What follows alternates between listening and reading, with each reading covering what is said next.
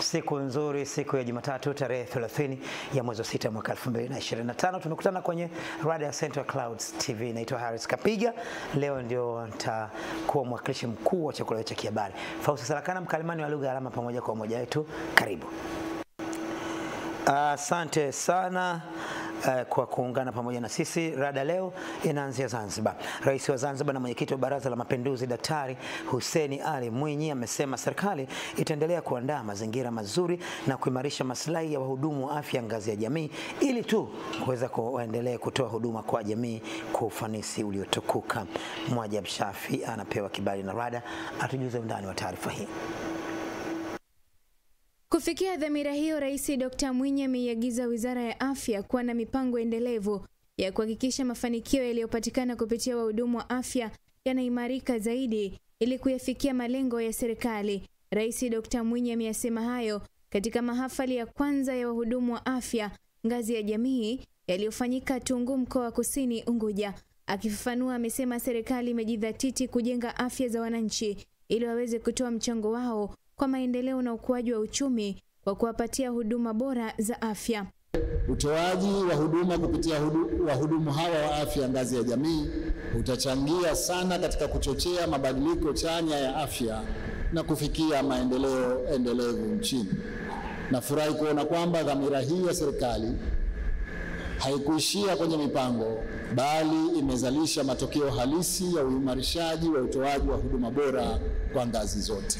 Hafla hiyo imeambatana na uzinduzi ambao Rais Dr. Mwinyi amezindua rasmi mfumo wa M-Mama kwa ajili ya huduma za dharura kwa mama mjamzito na mtoto kupitia matumizi ya mawasiliano ya nambari 115 pamoja na kukabidhi vyeti kwa wahudumu wa afya wa wilaya zote. Kuhitimu kwa wahudumu hawa wa afya ya jamii kwa mara ya kwanza ni dalili kuwa tumeanza utekelezaji wa mpango wa kuwapa utaalamu wahudumu wa afya watakaotoa huduma katika jamii. Serikali kupitia Wizara ya Afya itaendelea na utekelezaji hadi tuhakikishe wahudumu hawa wanapatikana katika kila shehia, kila kitongoji na kila familia hapa Zanzibar. Naye Waziri wa Afya Nasor Ahmed Mazrui amesema kupitia wahudumu wa afya ngazi ya jamii, Zanzibar imepiga hatua muhimu ya kuwa na huduma za msingi kwa wahudumu wenye uwezo, ikiwemo kutoa huduma za dharura. Lengo letu ni kuwa na wahudumu 3,000. Kwa hivyo tunakwenda kwa mujibu wa bajeti zetu, mpango wetu, lakini mwisho wake tutakuwa na huduma 3,000 ambao watatoa huduma. Kila mhudumu mmoja ataweza kuhudumia kaya 500. Asante sana. Baada ya kutoka Zanzibar, sasa Rada inatua Morogoro. Serikali imeanza zoezi la kuainisha viwanda walivyopewa wawekezaji ambavyo havifanyi kazi ili tu kuweza kuwapatia wawekezaji wengine kwa ajili ya kuviendesha. Kwa hisani ya Rada, Nura Muhammad anakuja na taarifa iliyoandaliwa na Merina Robert kutokea Morogoro.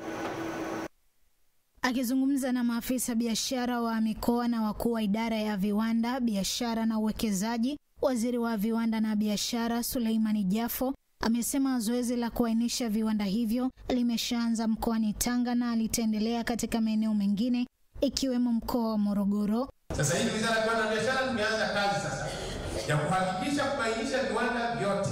Na kazi hii ni sana kwa mkuu wangu Dr. Ashia Abdallah. Ameanza kazi hii mkoa wa Tanga na inatuonyesha baada ya mkoa wa Tanga wanakuja mkoa wa Morogoro kuhakikisha kuainisha vile viwanda ambavyo vilipewa watu kwa hiyo lakini havifanyi kazi. Pia Waziri Jafo amezungumzia suala la umuhimu wa stakabadhi ghalani ilivyonufaisha wakulima kwa kuongeza bei ya mauzo ya mazao pamoja na kuongeza mapato kwenye halmashauri. Kuirasimisha vizuri utaratibu wa stakabadhi ghalani ambao mwanzo ulikuwa unapigwa kelele, leo hii umeleta heshima katika maeneo mbalimbali. Tumeshuhudia katika zao la mbaazi, wale waliotoka mkoa wa Manyara wanafahamu bei ya mbaazi ilishuka kipindi cha nyuma mpaka shilingi 200 kwa kilo. Kwa upande wake, mtendaji mkuu wakala wa usajili biashara na leseni BRELA Godfrey Nyeisa amewashauri maafisa biashara kutambua kuwa wao si wakusanyaji mapato tu, bali pia wana jukumu la kusimamia masuala ya uwekezaji.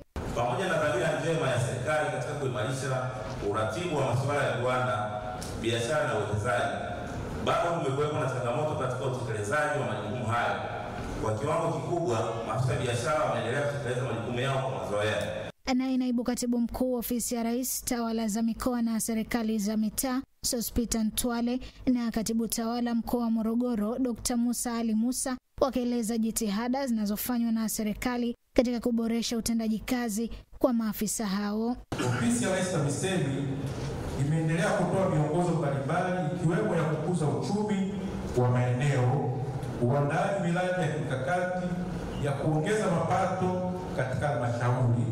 Inaonyesha kwamba mara nyingi tunapofanya kazi zetu haidhuru idara hii ni mpya, lakini tumeanza kuachana na watu wa kilimo. Tumulike mkoa wa Iringa. Mkuu wa mkoa wa Iringa Kheri James amewataka wakuu wa wilaya wa mkoa huo kusimamia kwa weledi shughuli zote za maendeleo zinazolenga kuboresha huduma kwa wananchi ili kuendana na dhamira ya serikali ya awamu ya 6 chini ya Rais Daktari Samia Suluhu Hassan ya kuwahudumia wananchi kwa ubora unaostahili. Huyu hapa ni Agustino Kihombo anatujuza zaidi kutoka Iringa. Leo tumekusanyika kushuhudia mwapisho wa wakuu wa wilaya za Iringa na Kilolo na wapongeza kwa dhati kwa kuteuliwa na Mheshimiwa Rais. Uteuzi huu ni ishara ya imani kubwa aliyonayo Mheshimiwa Rais kwa uwezo wenu wa kuliongoza taifa letu katika ngazi ya wilaya. Ni kauli ya mkuu wa mkoa wa Iringa Kheri James aliyoitoa mapema hii leo katika hafla ya kuwaapisha wakuu wa wilaya za Iringa na Kilolo iliyofanyika katika ukumbi wa ofisi ya mkuu wa mkoa, ambapo Benjamin Sita ameapishwa kuwa mkuu wa wilaya ya Iringa na Estomini Kiando kuwa mkuu wa wilaya ya Kilolo, huku mkuu huyo wa mkoa akisisitiza umuhimu wa matumizi ya nishati safi ya kupikia kama njia ya kulinda afya za wananchi na mazingira. Suala la nishati safi na utunzaji wa mazingira ni muhimu mno na halikwepeki katika ajenda za maendeleo ya mkoa wetu na taifa kwa ujumla. Tunapaswa kulipa uzito wa kipekee na kwa uhakika, na tuhakikishe tunahamasishana kwa nguvu zote juu ya matumizi ya nishati safi kama gesi asilia, umeme wa jua na majiko bunifu. Aidha, Kheri James amehimiza suala la uhifadhi wa mazingira na utunzaji wa vyanzo vya maji ili kuhakikisha upatikanaji endelevu wa huduma bora za maji kwa wananchi wa mkoa wa Iringa. Ikiwa hatutolinda mazingira ambayo yanatunza vyanzo hivi vya maji, tutakuwa tunahatarisha si tu miradi hii ya kimkakati, bali pia ustawi wa jamii zetu, uchumi wa mkoa na mustakabali wa taifa kwa ujumla. Hafla hiyo imehudhuriwa na viongozi mbalimbali wa serikali, vyombo vya ulinzi na usalama, pamoja na viongozi wa mila wakiongozwa na chifu wa kabila la Hehe, Chifu Adam wa Pili Mkwawa. Kwa sababu vijiji vyote vilivyokuwa vimevitembelea kama mkuu wa wilaya, mimi kama kiongozi wa mila, tukiongea ukishauri mengi kama kaka yangu na kiongozi, umekuwa ukifunza na sisi kama viongozi wazee wetu waliotangulia letu la Kiinjili ya Kilutheri Tanzania Diocese ya Iringa walia yote, na kupongeza sana mkuu wa mkoa kwa namna ambavyo Mungu ameona unastahili kukaa. Asante sana. Tukirudi jijini Dar es Salaam, mkuu wa mkoa wa Dar es Salaam Albert Chalamila amewataka wakuu wa wilaya za mkoa huo kuhakikisha kwamba wanasimamia na kutekeleza shughuli za maendeleo katika wilaya zao, ikiwa ni pamoja na kusikiliza na kutatua kero za wananchi kama walivyoahidi katika viapo vyao. Taarifa ya Rajab Chwaya inawasilishwa hapa na Glory Nkini. Usimamizi wa amani, makusanyo ya fedha, miradi ya maendeleo pamoja na kutatua kero za wananchi ni miongoni mwa majukumu ambayo viongozi wa umma wakiwemo wakuu wa wilaya wanao wajibu wa kuyatekeleza. Akiongoza hafla ya kumwapisha mkuu wa wilaya ya Kigamboni Mikaya Tumaini Dalima, mkuu wa mkoa wa Dar es Salaam Albert Chalamila pamoja na mambo mengine ametumia jukwaa hilo kuwataka wakuu wake wa wilaya kutekeleza jukumu la usimamizi wa miradi ya maendeleo kwa maslahi ya jamii wanazoziongoza na taifa kwa ujumla. Na nadhani nyinyi kwa wilaya siku zote wanawaambia, Dar es Salaam usipokuwa mjanja unaweza ukafikiri kinachotakiwa kufanyika ni tu vitu tudogo tudogo kwa sababu watakushangilia. Yaani Dar es Salaam unashangiliwa kwa tu vitu tudogo tudogo. Kwa usipokaa vizuri unaweza ukafikiri wewe ni DC, yani ni MC DC, yani DC mshereheshaji. Kwa niaba ya Chama cha Mapinduzi mkoa wa Dar es Salaam, tunakuhakikishia kwamba tutafanya kazi na wewe kama madisi wengine na mkuu wa mkoa, lakini kutoe shaka uko mikono salama. kwa mzee wako Chalamila. Na kisha mkuu huyo wa wilaya ya Kigamboni Mikaya Tumaini Dalima, mbali na kuahidi kutekeleza maelekezo hayo, amesema ofisi yake pamoja na watumishi wa wilaya hiyo itaendelea kupokea na kufanyia kazi maendeleo ya serikali yenye lengo la kulipatia taifa maendeleo. Nitaweza kushirikiana na wenzangu ili kuweza kutoa vipaumbele vyetu.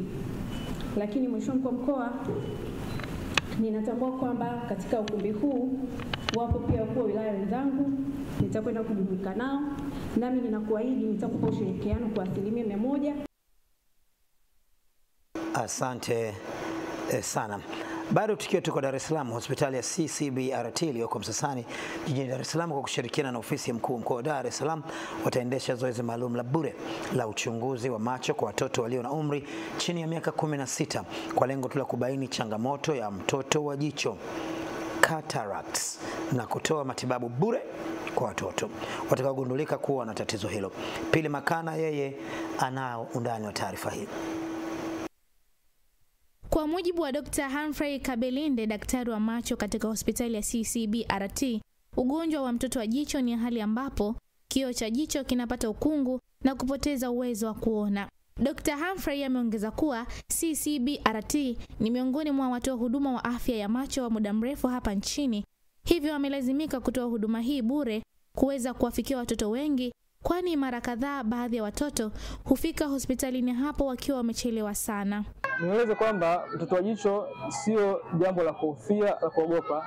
Inatibika na ni wasii wazazi wote kila mara kuwachunguza watoto wao. Meneja wa miradi wa hospitali ya CCBRT Yohana Kasawala ametoa wito kwa wazazi, walezi na jamii kwa ujumla kuwaleta watoto wote wenye dalili au changamoto za kuona ili wapatiwe huduma hii muhimu kabla ya madhara makubwa kiafya yanayoweza kuwakumba. Wazazi, walezi, jamii kwa ujumla, kama kuna mtoto mwenye matatizo ya kuona, hasa mtoto wa jicho, basi afike katika vituo ambavyo tumevitangaza hapa leo tarehe 30 Juni na kesho tarehe 1 Mbagala Rangi Tatu shule ya msingi. Baadhi ya wazazi waliofika katika viwanja vya shule ya msingi Mbagala Rangi Tatu kwa ajili ya uchunguzi wa afya ya macho ya watoto wao wamekuwa na mtazamo tofauti. Sababu kuna watoto ambao wanahitaji wapate hii fursa ili wapate kuona na wao. Lakini sasa tunashangaa watu wamewafungia nyumbani. Pia nawahamasisha na mimi waje. Naomba kama inawezekana hata huduma zingine ambazo anajua hizo wananchi wangu hawataweza kuzimudu, basi hatuhamasishe na kwenye hilo. Zoezi hilo la upimaji wa afya ya macho kwa watoto bila malipo litadumu kwa wiki moja, ambapo leo na kesho litaendeshwa katika shule ya msingi Mbagala Rangi Tatu na baadaye tarehe 2 watakuwa Ukonga kabla ya kuhitimishwa katika hospitali ya CCBRT.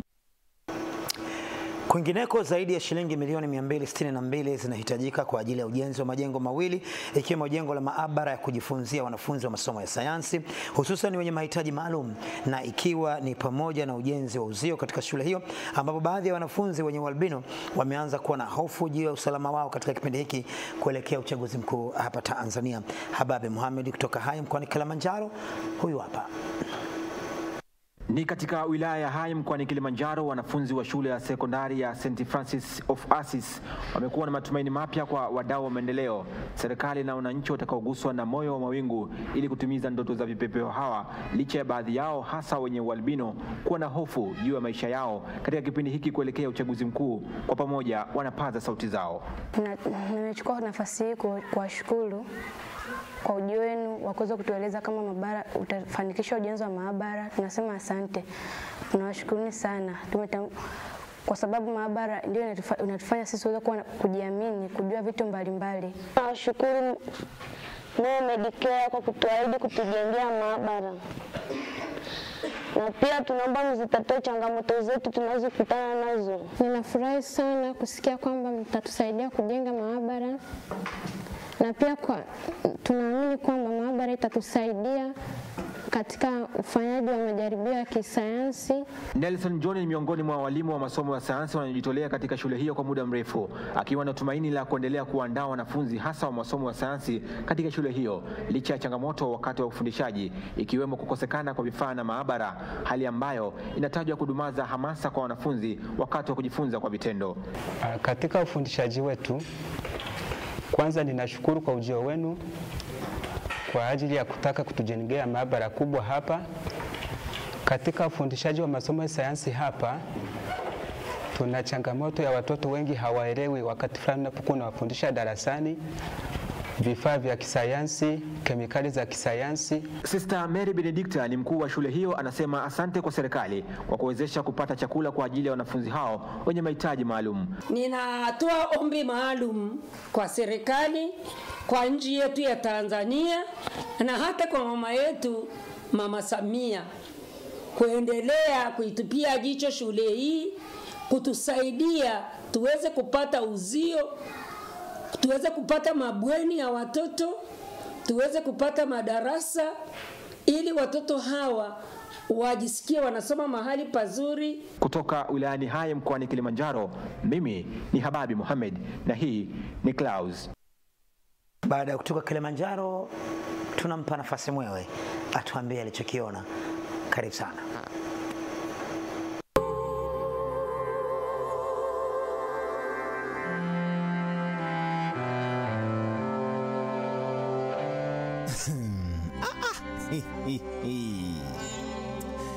Hivi mnaona hichi kibao? Wakati Mwewe yupo Temeke, aliona kibao cha chuo cha utalii kikiwa kimeandikwa juu kwa juu, yani ndani ya maandishi mengine na juu maandishi mengine. Sasa huo mkorogo hapo ndio balaa. Nani anaweza soma? Kwani kuna shida gani kuandika vizuri tu kila mtu mmoja aweze kusoma? Sasa hii tunahitaji mkuu wa chuo hicho anafahamu hili au huwa hafuatilii? Kama hafuatilii, kuna ufaulu kweli hapa? Mwewe anaongea yote haya kwa sababu anahitaji watalii wetu wapendwa wawe katika mikono salama ya wasomi wanaojua wanachokifanya. Sasa hebu fikeni hapa barabara ya Maunda, muandike tena ili kila mmoja aweze kusoma na kuelewa nini kilichoandikwa. Ndio Mwewe kwa leo hana la ziada, ni hayo tu, mengine anawaachia wataalamu. Yeye huyu